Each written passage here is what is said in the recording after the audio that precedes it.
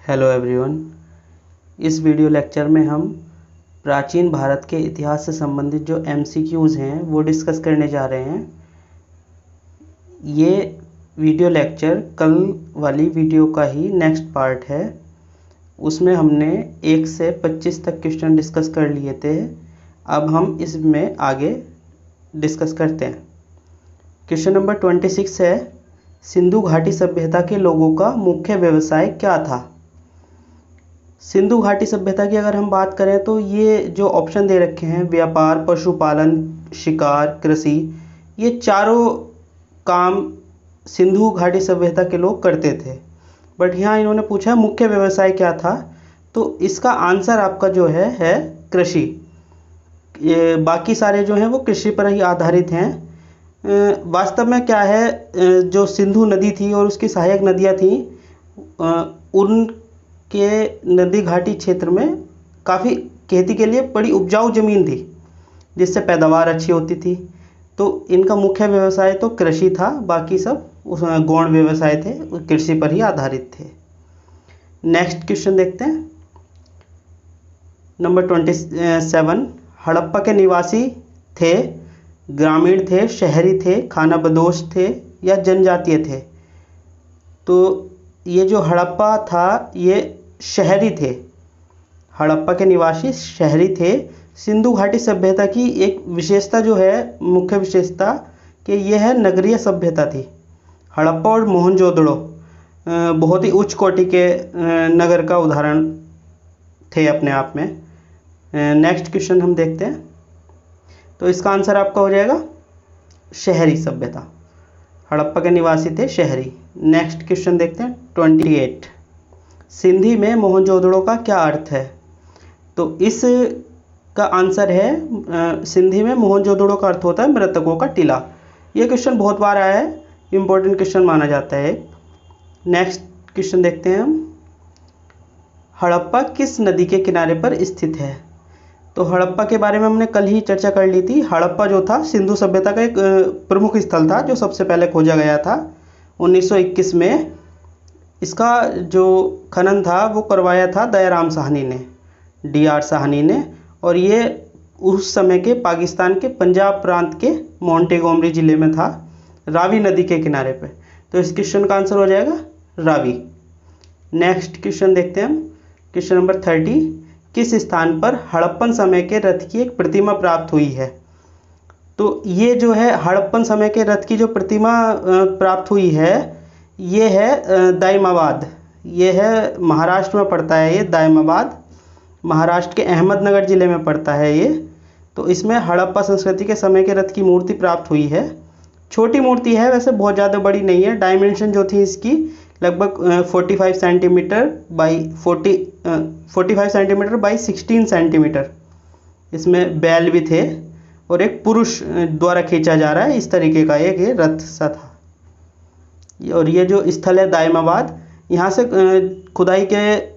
खुदाई में कांसे की मूर्तियाँ भी निकली हैं। ओके, नेक्स्ट क्वेश्चन देखते हैं, क्वेश्चन नंबर 31। किस जिले में मोहनजोदड़ो स्थित है। तो मोहनजोदड़ो जो है आपका, ये एक मुख्य स्थान था इसका सिंधु घाटी सभ्यता का। ये पाकिस्तान के सिंध प्रांत में जो लरकाना ज़िला है उसमें स्थित है मोहनजोदड़ो। तो इस क्वेश्चन का तो पर्टिकुलर आंसर है लरकाना। और इसका अगर हम बात करें मोहनजोदड़ो की, तो इसकी जो उत्खनन था वो राखलदास बनर्जी ने 1922 में। 1921 में दयाराम साहनी ने हड़प्पा का, और 1922 में राखलदास बनर्जी ने मोहनजोदड़ो का उत्खनन किया था। यहाँ जो पाए गए हैं मोहनजोदड़ो में, जो पाए गए हैं तो उनमें मुख्य हैं आपका अन्नागार और स्नानागार इत्यादि। ओके, नेक्स्ट क्वेश्चन देखते हैं 32। निम्नलिखित में से किस वेद में प्राचीन वैदिक युग की सभ्यता के बारे में सूचना दी गई है।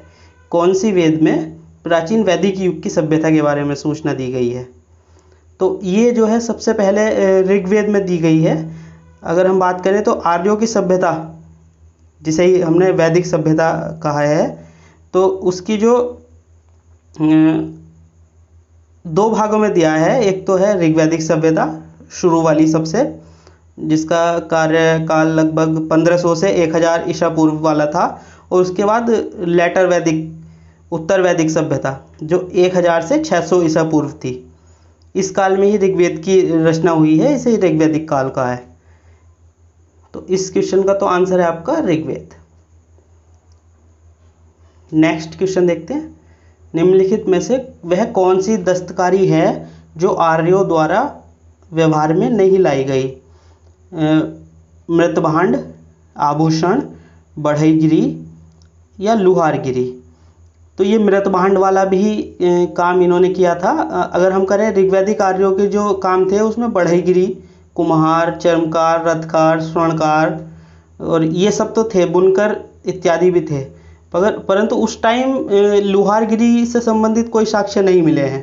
तो इस क्वेश्चन का जो पर्टिकुलर आंसर है आर्यों द्वारा व्यवहार में नहीं लाया गया, वो है लुहारगिरी। ये लुहारगिरी जो थी उत्तर वैदिक काल में आर्यों को इसकी जानकारी हो गई थी, तो उत्तर वैदिक काल का है। नेक्स्ट क्वेश्चन देखते हैं। भारतीय शासन के प्रतीक शब्द सत्यमेव जयते किस ग्रंथ से लिए गए हैं? तो ये क्वेश्चन आप लोगों को पता होगा। इसका आंसर है उपनिषद, मुंडकोपनिषद से लिए गए हैं। सत्यमेव जयते जो है भारत शासन का सूक्त वाक्य, इसे जो राष्ट्रीय प्रतीक वाक्य के रूप में भी भारत सरकार ने अपनाया है। तो इसका अर्थ जो है होता है सदा सत्य की विजय। इसका अगर हम बात करें तो सत्यमेव जयते शब्द का पहली बार जो प्रयोग किया गया था वो पंडित मदन मोहन मालवीय के द्वारा किया गया था, और ये 1918 में किया गया था सबसे पहली बार, जब मालवीय जी भारतीय राष्ट्रीय कांग्रेस के अधिवेशन की अध्यक्षता कर रहे थे। उस समय सत्यमेव जयते प्रथम बार प्रयोग में लाया गया था। नेक्स्ट क्वेश्चन देखते हैं। निम्नलिखित में से कौन सा प्राचीन भारतीय नगर 3 विद्वान संतों कपिल, गार्गी और मैत्रेय का घर था? तो ये 3 संत हुए हैं, कपिल मुनि, कपिल ऋषि, और दूसरी गार्गी जो है वो वैदिक युग की माना जाता है, प्रथम महिला दार्शनिक मानी जाती हैं, और ये राजा जनक के दरबार में रहती थी। गार्गी ने जो है बृहदारण्यक उपनिषद की भी रचना की थी। तो ये जो तीनों संत हैं आपके, कपिल, गार्गी और मैत्रेय, ये तीनों मिथिला से संबंधित हैं। और अगर हम मिथिला की बात करें तो मिथिला सबसे पहले रामायण में उल्लेख मिलता है इसका, मिथिला नगर का। और अगर हम वर्तमान समय की बात करें तो वर्तमान में मिथिला जो है वो नेपाल में है। नेपाल का एक जिला है धनुषा, उसमें मिथिला है। ओके, इसका आंसर हो गया 35 का आपका मिथिला। नेक्स्ट क्वेश्चन देखते हैं। 36 वेदों को माना जाता है, वेदों को क्या माना जाता है? स्मृति, श्रुति, ज्ञान या शिक्षा? तो वेदों को श्रुति माना जाता है। वेद का अर्थ तो होता है ज्ञान। भारतीय जो परंपरा है उसमें वेदों को अपौरुषेय कहा गया है। ब्रह्मा ने कुछ ऋषियों को मंत्रों का ज्ञान दिया और ऋषियों ने अपने शिष्यों को बताया। कालांतर में क्या हुआ, वेद व्यास ने इस ज्ञान को संकलित कर लिया था, इसलिए ही इसे श्रुति भी कहा गया है। तो ये जो वेद हैं इनको श्रुति माना जाता है। नेक्स्ट क्वेश्चन देखते हैं। वेद शब्द का अर्थ, वेद शब्द का अर्थ तो होता है ज्ञान, परंतु अभी हमने जस्ट इसके ऊपर वाला क्वेश्चन था, क्वेश्चन नंबर, वेदों को माना जाता है श्रुति, और वेद शब्द का जो शाब्दिक अर्थ होता है वो होता है ज्ञान। भारतीय परंपरा में मैंने जैसे अभी बताया वेदों को अपौरुषेय माना गया है कि ब्रह्मा जी ने कुछ ऋषियों को मंत्रों का ज्ञान दिया और ऋषियों ने अपने शिष्यों को बताया, और बाद में कालांतर में वेद व्यास ने इस ज्ञान को संकलित कर लिया था, जिसे श्रुति कहा गया बाद में। नेक्स्ट क्वेश्चन देखते हैं 38। वैदिक लोगों द्वारा किस धातु का प्रयोग पहले किया गया था? वैदिक जो लोग थे, वैदिक आर्य थे, उन्होंने सबसे पहले तांबे का प्रयोग किया। तांबे का प्रयोग किया सबसे पहले। तांबे की वस्तुएं जो थी वो मिली हैं हमें, जो धूसर चित्रित धूसर मृतभांड स्थल हैं उनमें मिली हैं। इन वस्तुओं का उपयोग पहले लड़ाई और शिकार आभूषण के रूप में किया जाता था। और ये बहुत सारे औजार जो हैं पश्चिमी उत्तर प्रदेश बिहार से भी मिले हैं। और इससे ये पता चलता है कि जो वैदिक और उत्तर वैदिक दोनों समाज थे वो ताम्र शिल्पी थे, मतलब तांबे की शिल्पकारी उनमें प्रचलित थी। नेक्स्ट क्वेश्चन देखते हैं, क्वेश्चन नंबर 39। भारत में वर्ण व्यवस्था किसके लिए बनाई गई थी? तो भारत में जो वर्ण व्यवस्था है उस वो वर्ण व्यवस्था वास्तव में बनाई गई थी श्रम विभाजन के लिए। ऋग्वेद के जो वर्ण शब्द है उसके अर्थ में कहीं कहीं व्यवसाय चलन के अर्थ में प्रयुक्त हुआ है। मतलब जो ऋग्वेद में जो वर्ण शब्द आया है उससे व्यवसाय का पता चला है। इस समय जो वर्णों में जटिलता नहीं आई थी, उसके बाद चीज़ें कॉम्प्लेक्स होना शुरू हुई। वर्ण जन्मजात ना होकर व्यवसाय पर आधारित होते थे और व्यवसाय परिवर्तन भी संभव था। ऋग्वेद के एक स्थान पर किसी ऋषि ने कहा है कि मैं कवि हूँ, मेरा पिता वैद्य है और मेरी माता अन्न पीसने वाली है। तो इससे पता चलता है कि जो वर्ण है उसका संबंध था श्रम विभाजन से। तो इस क्वेश्चन का आपका आंसर हो जाएगा व्यवसायिक श्रम विभाजन। नेक्स्ट क्वेश्चन देखते हैं 40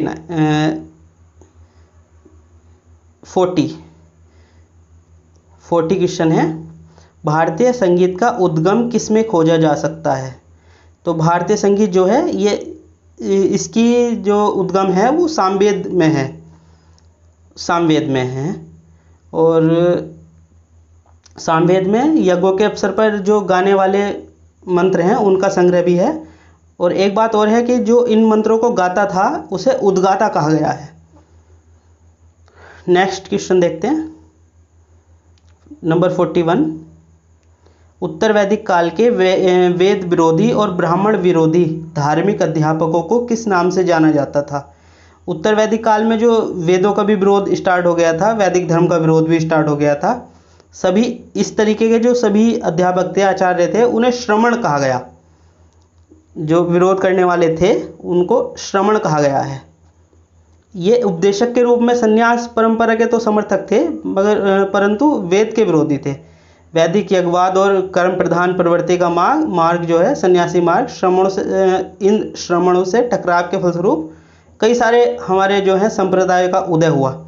इनमें जो लगभग 5-6 संप्रदाय मेन थे, उनकी चर्चा हम आगे डिटेल में कर लेंगे अगर आएगा कोई क्वेश्चन इस तरीके का। तो नेक्स्ट क्वेश्चन देखते हैं 42।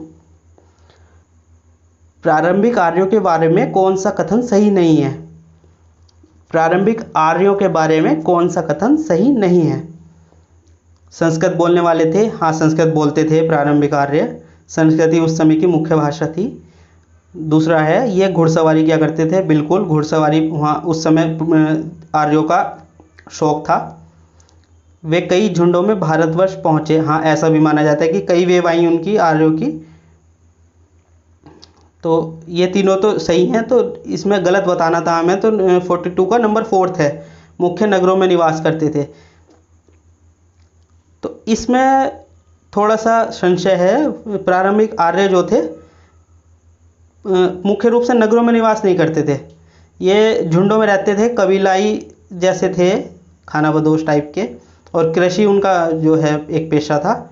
ये स्थिर निवासी नहीं थे, कहीं के कोई अपना ठोस भौतिक अवशेष ऐसा छोड़ के नहीं गए। तो यही इसका आंसर है आपका, कि सही नहीं बताना था इसमें, मुख्य नगरों में निवास करते थे, ये गलत है।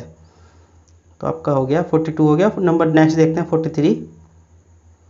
इनमें से किस फसल का ज्ञान वैदिक काल के लोगों को नहीं था?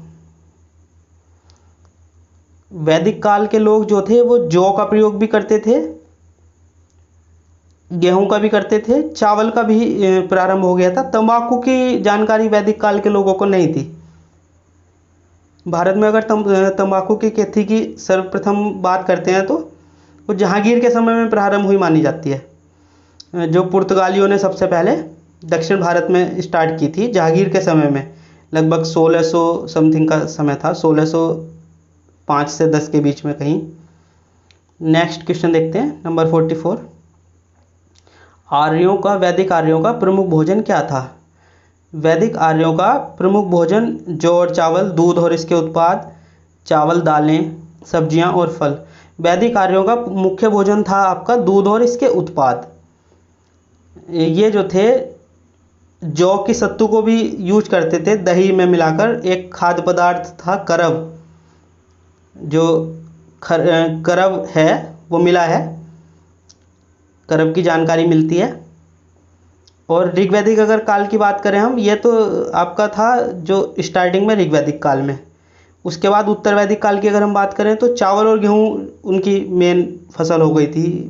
धीरे धीरे जब इन्होंने बसना स्टार्ट कर दिया था तो चावल और गेहूँ लॉन्ग टर्म वाली फसल थी, ये इनके मुख्य फसल हो गई थी।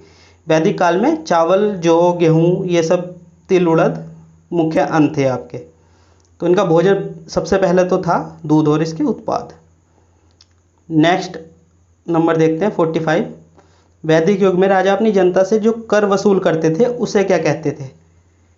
जो वैदिक युग था उस समय जो राजा अपनी जनता से कर वसूल कर रहे थे उसे कहते थे बलि। बलि का उल्लेख कई जगह मिलता है, ऋग्वेद में मिलता है। इसका प्रयोग जो था प्रयोग भेंट और देवताओं को चढ़ावा के अर्थ में भी किया गया है।